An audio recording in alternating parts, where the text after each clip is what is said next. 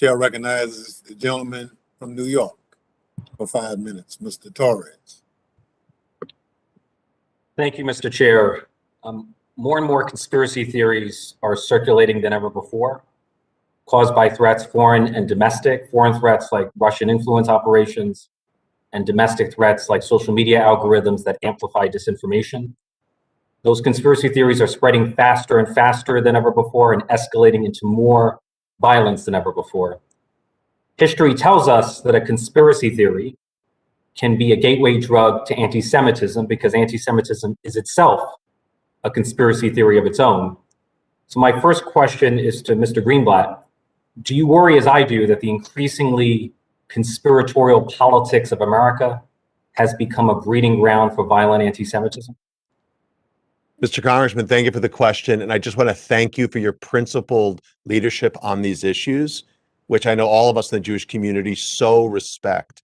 Yeah, I would suggest that conspiratorial minds, whether you demonize the Jewish people or the Jewish state, it leads to violence. We saw that happen last May, Mr. Congressman, when wild, unhinged claims about the state of Israel led to Jews being beaten up in broad daylight in Midtown Manhattan, in Los Angeles, all over the United States.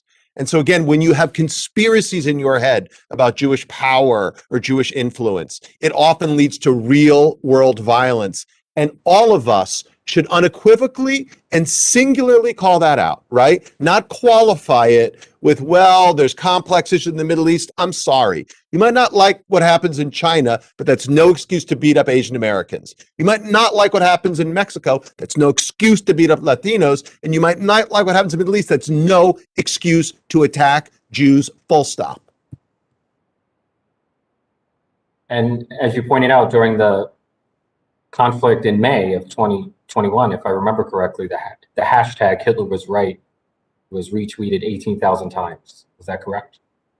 More than that, scores of thousands of times, which gets us back to why if big tech just did their job, they could have helped to mitigate this right away.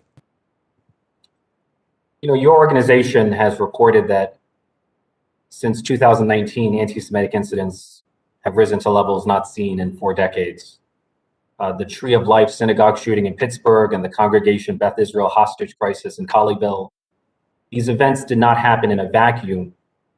These events are part of a larger wave of violent anti-Semitism that has taken hold in America. There was a journalist who wrote the following, which I found striking. She said, quote, 10 years ago, my synagogue and my kids' Jewish school had no armed guards. Now both have a near platoon of special forces guys.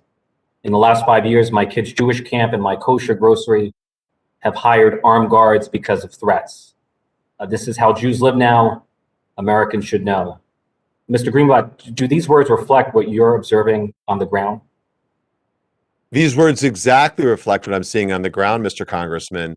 Like, Jews are concerned that shopping in a kosher supermarket puts them in harm's way. They are concerned that showing up for a Shabbat service is putting your life at risk. They are concerned that, like in Brooklyn, walking with your children in a stroller, they might be spit at by someone who tells them they should have burned in Auschwitz. I mean, it is astonishing to see the level of animus that is out there. And again, so we need public, whether it's extremism from the right or illiberalism from the left, or again, anti-Semitism from Islamist radicals or whomever. I don't know, we can't afford any politicians to politicize this or to weaponize it. That's why I appreciate how you've spoken out again and again, Mr. Congressman, and I wish others would do the same.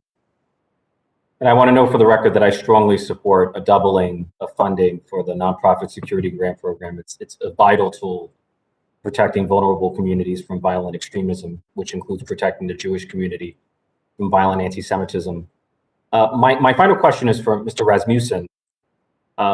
If Russia invades Ukraine and if the US severely sanctions Russia in response, do you worry, as I do, that a Russian invasion of Ukraine could trigger a sequence of events that could raise the risk of cyber terrorism from Russia or from Russian state-sponsored cyber actors? Is that a reasonable fear? Well, Mr. Torres, it's certainly a reasonable fear that if Russia is able to use these tools in the context of a aggression against Ukraine. It allows them to refine these tools and potentially learn what works and doesn't work. And they can store that knowledge away for future conflict, including conflict that might involve the United States. We already, of course, know the Russians are sophisticated actors in this space, and the Ukraine theater right now simply allows them to, in a sense, hone their tradecraft and hone their tactics in ways that it will certainly add to their capability over time in ways that we're not going to find very comforting. My time has expired. Thank you, Mr. Chair.